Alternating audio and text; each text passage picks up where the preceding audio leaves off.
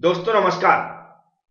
आज का subject civil engineering branch का है, जियो टेक्निकल इंजीनियरिंग, या जिसकी स्टडी हम लोग सॉइल मैकेनिक्स के नाम से करते हैं। इसके सेकंड चैप्टर को आज से मैं स्टार्ट कर रहा हूं, जिसका नाम है सॉइल की फिजिकल एंड इंडेक्स प्रॉपर्टीज। इसकी फिजिकल एंड इंडेक्स प्रॉपर्टीज की शुरुआत फेस डायग्राम से होती है। तो आज मैं सॉइल का फेस डायग्राम समझाने वाला हूं। यदि आप अच्छे से समझना चाहते हैं तो वीडियो को पूरा जरूर देखें, और यदि आप इस सब्जेक्ट का सिलेबस कंप्लीट करना चाहते हैं तो आप हमारे चैनल को सब्सक्राइब कर लें, बेल आइकन पर क्लिक कर लें, जिससे जब भी वीडियो में अपलोड करूं उसकी नोटिफिकेशन आपके पास पहुंच सके। तो चलते हैं, समझते हैं। अब मैं जो समझाऊंगा उसको आपको ध्यान से सुनना है, और पॉइंट टू पॉइंट में समझाने की कोशिश करता हूं, वैसे ही आपको सुनना है और वैसे ही नोट करना है। यहां पर लिखा हुआ सॉइल। सॉइल को नॉर्मल हम लोग जानते हैं मिट्टी या फिर मृदा बोलते हैं। यह जो मिट्टी या मृदा होती है, यह जो बनी होती है वह थ्री फेज से मिलकर बनी जाती है। किससे? थ्री फेज से मिलकर बनी जाती है, जिसमें पहला फेज रहता है सॉलिड, और दूसरा फेज रहता हमारा लिक्विड, और तीसरा फेज रहता है गैस। अब यहां पर जो सॉलिड लिखा हुआ है, तो जो मिट्टी के अंदर या सॉइल के अंदर जो सॉलिड के रूप में होता है वह होते हैं सॉइल के पार्टिकल्स। क्या रहते हैं? सॉइल के पार्टिकल्स। तो यहां पर हम लिख देंगे पार्टिकल्स ऑफ सॉइल। अब मैक्सिमम आप लोग मिट्टी देखते हैं या जो भी हमारी सॉइल देखते हैं, मैक्सिमम आपको वही सॉइल के पार्टिकल्स दिखते हैं। लेकिन सॉइल के पार्टिकल्स के अलावा जो भी उसमें जगह बचती है या जो खाली जगह होती है, उसमें हमारा लिक्विड रहता है। लिक्विड रहता है किसके? वाटर के रूप में। किसके रूप में? वाटर के रूप में। अब वाटर को भरने के बाद भी या वाटर मौजूद होने के बाद भी उसमें जो जगह खाली बचती है, उसमें रहती है हमारी गैस के रूप में एयर। क्या रहती है? एयर। अब हमने यहां पर क्या समझा कि जो हमारा सॉइल है उसका निर्माण थ्री फेज से होता है, सॉलिड, लिक्विड और गैस। सॉलिड के रूप में हमारे सॉइल के पार्टिकल्स रहते हैं। सॉइल के पार्टिकल्स के बाद जो जगह खाली बचती है वह वाटर से फिल रहती है। वाटर होने के बाद फिर भी अगर कुछ जगह रहती है तो उसमें हमारी क्या रहती है? एयर रहती है। अब इन तीनों को समझने के लिए हमें एक डायग्राम को बनाना जरूरी होता है, तो उस डायग्राम को मैं बना देता हूं और समझा देता हूं। अब यहां पर जो डायग्राम मैंने बनाया है इसको समझना, और जो मैं समझा रहा हूं उसको सुनना जरूरी है। सबसे पहले तो यहाँ पर ये सॉलिड लिखा हुआ है, यहाँ पर मैंने मान लिया कि इस तरह का शेप जो भी इस डायग्राम में दिखेगा वहां पर हम क्या मानेंगे? सॉइल के पार्टिकल्स हैं। इस तरह का शेप दिखेगा वहां पर हम क्या मानेंगे? कि वहां पर एयर भरी हुई है। और इस तरह की जो डॉटेड लाइन दिखेगी वहां पर हम क्या मानेंगे? कि वाटर है। मतलब लिक्विड के रूप में वाटर है, और गैस के रूप में एयर है, और सॉलिड के रूप में सॉइल के पार्टिकल्स है। तो हमने यहाँ पर पूरा स्ट्रक्चर एक बनाया हुआ है, जहां पर आपको ये दिख रहा है। ये मैंने मान लिया कि यहाँ पर क्या है? सॉइल के इस तरह के पार्टिकल्स हैं यहाँ पर। अब पार्टिकल्स के बाद इसकी जो जगह फिल करने के लिए ये डॉट डॉट के रूप में जो यहाँ पर डॉट डॉट दिख रहे हैं, इस रूप में क्या भरा हुआ है? यहाँ पर वाटर भरा हुआ है। वाटर के बाद भी जो जगह खाली बची है उसमें हमने मान लिया वर्ड्स मतलब खाली जगह है, या फिर उसको हम क्या बोल सकते हैं कि एयर भरी हुई है। इस तरह तीनों मिलकर यहाँ पर क्या दिख रहा है? एक कॉम्प्लेक्स मटेरियल का निर्माण कर रहे हैं। कैसा? कॉम्प्लेक्स मटेरियल का, क्योंकि जो तीनों फेस आपस में बंधे हुए रहते हैं और एक कॉम्प्लेक्स मटेरियल का निर्माण करते हैं, जिसे बोलते हैं जटिल आकृति या एक ठोस मटेरियल। तो यहाँ पर एक ठोस मटेरियल का निर्माण कर रहे हैं। अब यहाँ पर से इस आकृति से या फिर इन तीनों के जो मटेरियल का यहाँ पर मिक्सअप होकर मटेरियल का सॉइल का निर्माण कर रहे हैं, वहां से हमें एक चीज पता चलती है। क्या पता चलती है? इसको ध्यान से सुने कि जो हमारी सॉइल है वह इन तीनों पर डिपेंड करती है। सॉइल का जो व्यवहार है या सॉइल के जो गुण है वह किस पर डिपेंड करते हैं? हमारे सॉइल के पार्टिकल्स पर, वाटर की मौजूदगी पर, और एयर की मौजूदगी पर। तो समझ में क्या आया हमें कि जो सॉइल की प्रॉपर्टीज हैं, जो सॉइल की प्रॉपर्टीज हैं वो किस पर डिपेंड करेंगी? हमारी जो हमारे सॉइल के पार्टिकल्स हैं, वाटर है और एयर, इनके अरेंजमेंट और इनका जो इसके अंदर परसेंटेज रहेगा या जो परसेंटेज मौजूद है उस पर डिपेंड करेंगे। तो हमें पहला वर्ड क्या याद रखना है कि जो सॉइल की प्रॉपर्टीज हैं वह हमारे जो थ्री फेज सिस्टम है सॉलिड के जो हमारे सॉइल के पार्टिकल्स, वाटर और एयर है, इनकी क्वांटिटी, परसेंटेज या फिर इसके अरेंजमेंट, इन सब पर डिपेंड करती हैं। अब यहां पर हमें ये डायग्राम दिख रहा है, इसमें तीनों मिक्स हैं। ये जो डायग्राम बनाया जाता है, इसी डायग्राम को हम क्या बोलते हैं? फेस डायग्राम बोलते हैं। और फेस डायग्राम की क्या इंपॉर्टेंस है, ये ध्यान से सुने।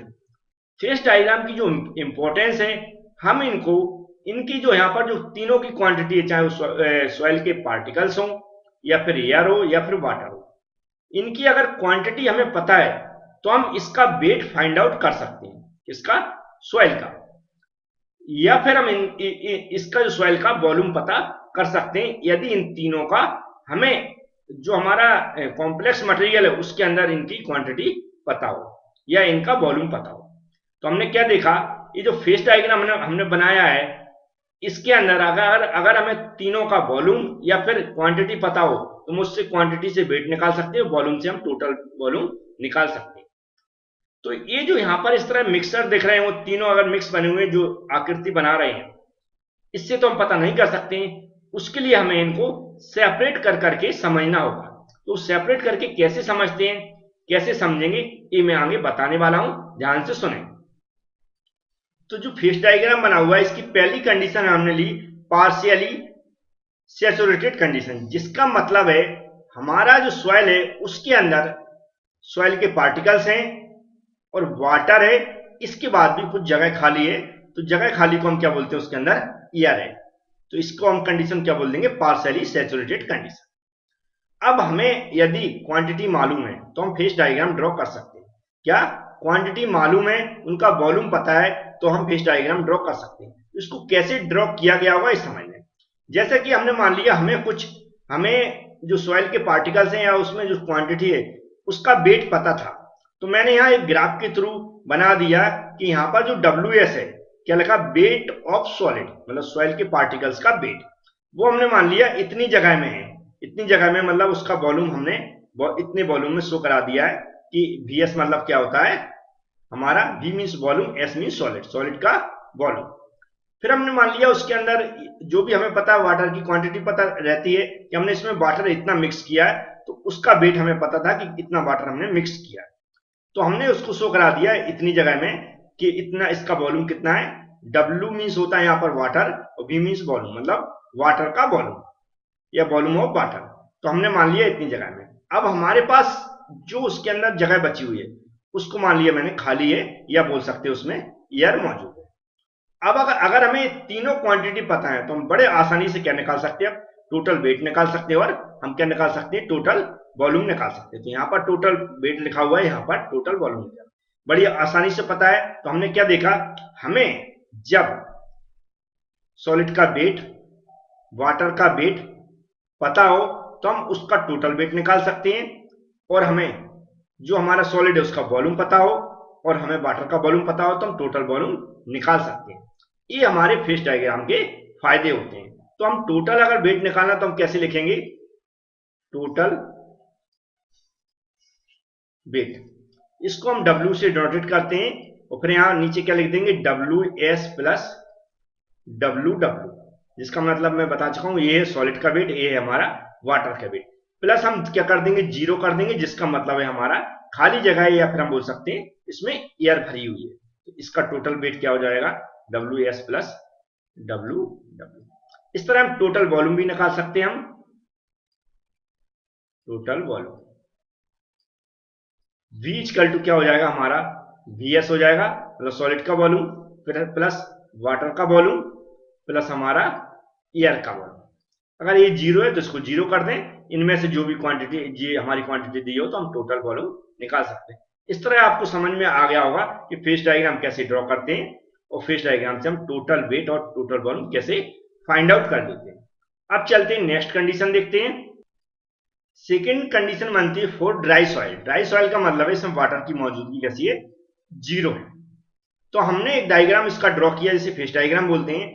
हमने, हमारे पास पहले से ज्ञात है क्या है, जो हमारी सॉइल है प्योर सॉइल है जिसमें वाटर की मौजूदगी बिल्कुल नहीं है, उसका हमें वेट पता है, तो हमने उसको ड्रॉ कर लिया।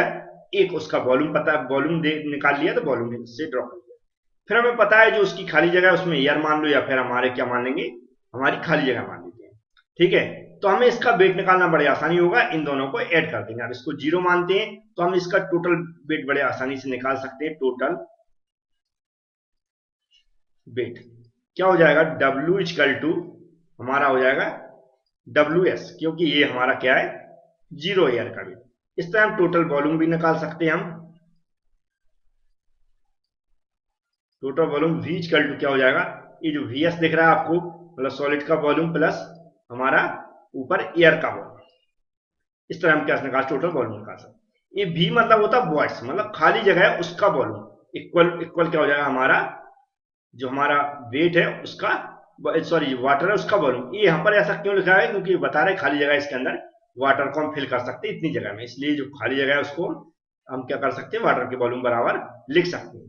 लेकिन यहाँ पर वाटर की मौजूदगी 0 है तो हम उसको ये फॉर्मूले में कंसिडर नहीं करेंगे। तो आपको इसका भी फायदा समझ में आया होगा कि हमें कैसे टोटल वॉल्यूम और टोटल वेट निकाल सकते हैं ड्राई कंडीशन। अब नेक्स्ट कंडीशन बनती हुआ क्या बनती है उसको भी देख लेते हैं। तो यहां पर हमने क्या देखा, ये 4 फुली सैचुरेटेड सॉइल, जिसका मतलब क्या है, इसमें एयर की मात्रा 0 है।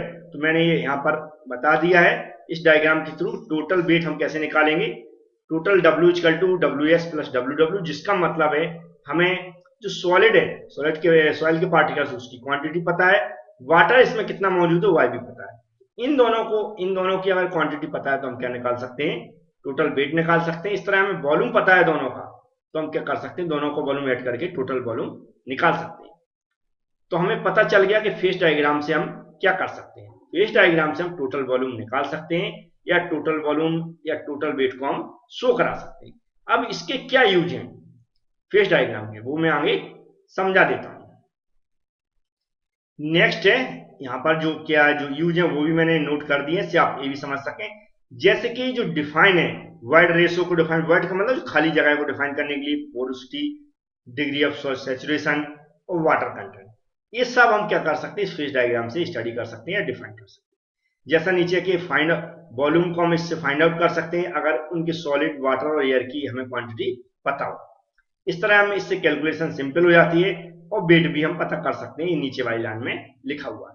इस तरह इसके फेस डायग्राम की यूज होते हैं। उम्मीद है ये लेक्चर आपको समझ में आया होगा, क्या पर्पस था और क्यों मैंने समझाया। Thank you friends.